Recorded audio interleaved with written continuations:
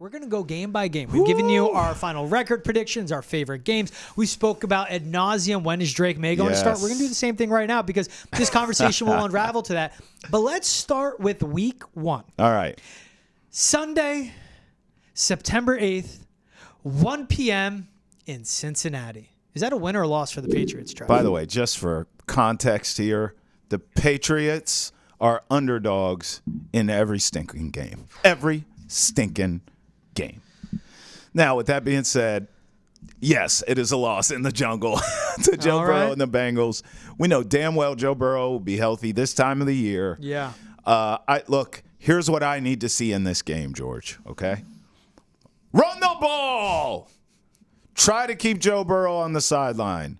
Play solid defense. Keep this game close. If you're into gambling, this team should be able to cover on the road.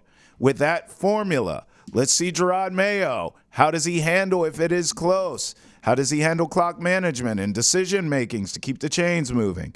These are the things I want to see. I am not expecting them to go into the jungle and beat Joe Burrow, who is on his revenge tour. But can you keep it close? Can you keep it respectable? That's what I'm looking for in the opener. You talk about them being underdogs in every game this season. Cincinnati Bengals, win, loss, over, under. Yep. 10.5 games is what they're expected. You're just betting on health. So 10 wins or 11 wins. Yeah, you're betting on the health of Joe Burrow.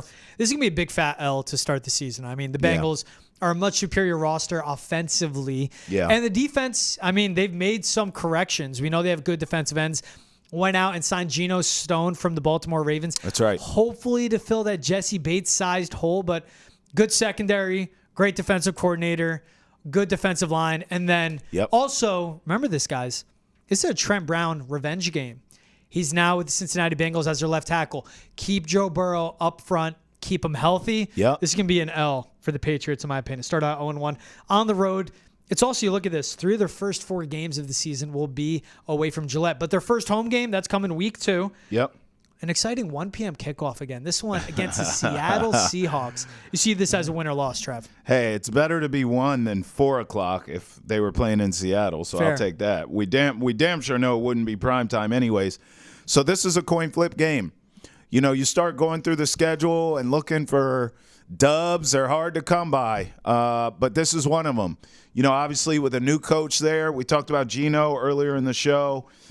Geno has played well in recent years, but certainly no one mistakes Geno Smith for Patrick Mahomes either, right? So this is a coin flip game, and that's why I go back to week 1 where I said, is my defense engaged? Yeah. Can Gerard Mayo at least keep the defense ship steady? If he can do that, then I feel good about the Seattle game at home. If Joe Burrow goes out and shreds the defense in week 1, there's no shame in that. It's Joe Burrow. We get it, and Jamar Chase.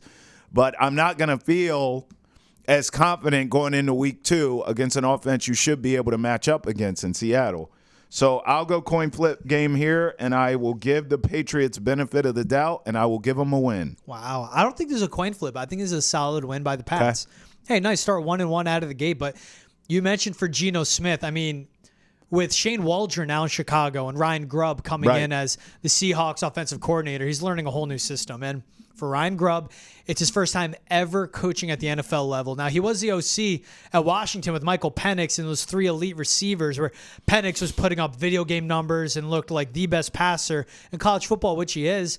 Luckily for Grubb, he goes from working with those 3 great receivers in Adunze, McMillan, and Polk to DK Metcalf, Tyler Lockett, and Jackson Smith and Jigba. But yeah, I'm with you. I just keep going back to Geno Smith. You know, a rookie head coach now, McDonald, coming over from the Baltimore Ravens as well, and was with Michigan before then.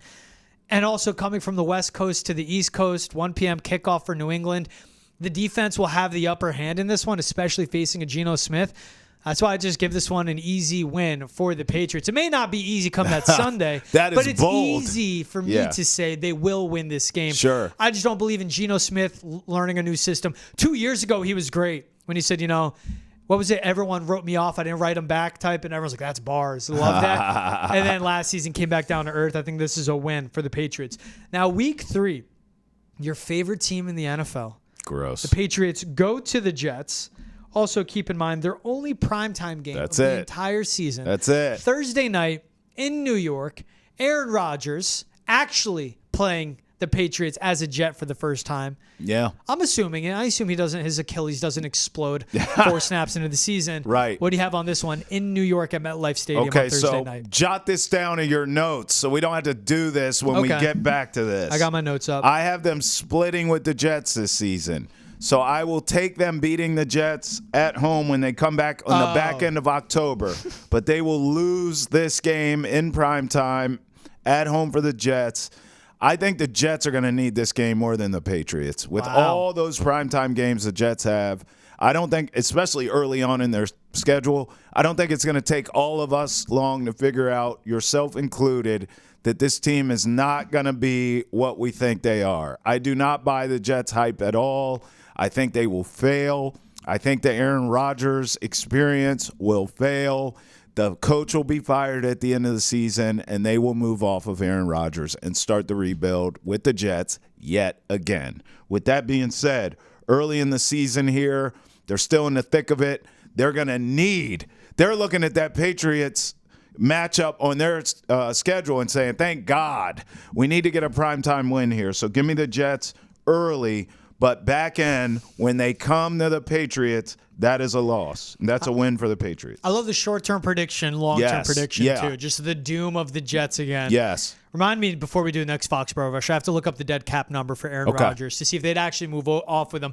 But I wouldn't be surprised if they move off of Robert Saleh. But 3 games into the season, this is a top 5 defense in the NFL. Don't get it mixed up at all. This is an offense that got better. You got Tyron Smith at left tackle. They drafted Olufashinu, who could play either side of the offensive line. That's right. Your receiving room got better. Yes, I know. Mike Williams, always injured. Trust me, I know. They got Malachi Corley in the draft as well. Play that with Garrett Wilson. I'm assuming Aaron Rodgers is at quarterback. Right. He can correct the Nathaniel Hackett mistakes. The Patriots offense won't be able to keep up with this Jets offense. A, because they don't have the firepower or talent. B, because they're playing a better defense than what they even face every day in practice themselves. This one being at MetLife, Thursday Night Football, big rivalry. Jets fans hate the Patriots. It's going to be loud there. This will be an L. By the way, Seattle Seahawks, regular season win total, 7.5. The Jets, that one's at 9.5. This next team, the San Francisco 49ers, at 11.5. Again, 3 of their first 4 games of the season on the road. This one is in San Fran, 4 o'clock kickoff, so later in the day for the Pats. Bro, I know we have the whole schedule to get through. Yep. I'm going to save time. Okay. You're going out west to face Shanahan. Good luck. This is an L. Next. Simple as that. Yeah. What I want to go to really quick, week 4, and everyone listening, I'm going through the ESPN scheduling of us to see, all right, later windows, 4:05, cool. Yep. So the Patriots kickoff against the Niners, week 4, 4:05 kickoff, and this is a Fox game. Arizona, Washington, 4:05. That's on Fox, and it sounds okay. Nah. The 2 CBS games is Cleveland, Vegas, and Kansas City, Los Angeles. I would expect that Chargers-Chiefs game to be, the big one in the late window. I would think so. But Patriots at San Francisco on Fox, you know who could be in the booth for that game? No. Tom Brady. Come on. You think they would put him on Washington, Arizona? No. Well, it is that's a Jaden good Daniels point. against Kyler Murray, but it's Tom Brady's team against his childhood team in San Francisco, and it is the 49ers. Yeah. Why not get TB12 in the booth for that? It'll be a Patriots L, by the way. You like the way I did that one? I like that. That makes a lot of sense, actually. I think Tom Brady's calling that game, just getting way ahead of it. But you look at those 4 o'clock windows. Fox has 2 games. The Cardinals-Commanders game just still doesn't do it for me. You have the 49ers, and you have Fox, and you have Tom Brady. And again, Tom Brady in the booth. Think about the cutaways, in this one. I mean, they're showing Shanahan. They're showing Brock Purdy, a 7th-round pick, what he is. Then they cut to the 6th-round pick and Tom Brady in the booth. Then they cut to Tom Brady as a Patriot. Then they cut to Tom Brady as a little kid dressed up as a 49ers fan. The only thing missing is I'd rather hear Tom break down Drake May and like what he's doing wrong, what he's doing right. We're not going to get that at that point of the season. But they could also be talking about Tom Brady breaking down what it's like to be sitting Sure. and not starting, because he did sit behind Drew Bledsoe Yeah. to start his a good point. Hall of Fame GOAT career. Yep. So through 4 games, the Patriots are 1-3. Yeah, we agree. We just want to keep us going. All right, now luckily they come back home Sunday, October 6th, against the Miami Dolphins and Tua Tagovailoa. By the way, Tua has never lost a game against the Patriots. Yeah, Does he catch an L here? It's not going to happen. I think the Dolphins sweep them this year. I'll save you time on the back end here as well. This is your team in the AFC. This is my team. I think they win the AFC East, and then I think they pull the Dolphins, and they get into playoffs, and they go somewhere cold, and it's going to be a problem. Yeah. But I think they actually run away with the AFC East. It's one of my favorite bets of the NFL season coming up. Okay. I believe the Bills take a step back. The Patriots, we understand where they're at, and I'm not buying the hype of the Jets. I think the Dolphins, who feel like a regular season team, Tua feels like a regular season quarterback, I think they're going to be rolling, and they're going to make people believe that, oh, maybe this is the year you got to pay Tua. They could go to the Super Bowl, and then, they could even win a playoff game, George. I wouldn't be shocked. But what I saw when that team went to Kansas City, and it was bone dry cold, those boys ain't won it. And I said, oh, that's going to be a problem for them because there's a lot of cold weather, really good teams in the AFC. Hopefully the Patriots return at some point.